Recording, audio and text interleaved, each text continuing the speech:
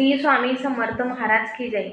एकदा श्री स्वामी समर्थ महाराज फिरत फिरत एका पंडिताच्या घरी गेले आणि त्या पंडिताला विचारले की तुझे आईबाप कुठे आहेत.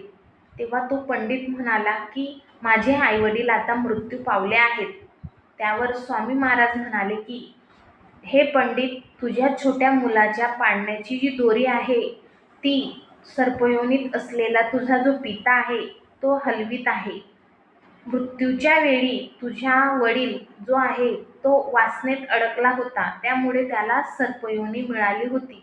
मग हे सर्व ऐकून सर्वजण थकीत झाले आणि सर्पयोनीत असणारा तो जो बाप होता तो मनुष्य योनीत बोली लागला की स्वामी महाराज, तुम्ही माझा उद्धार करा, मला मोक्ष द्या.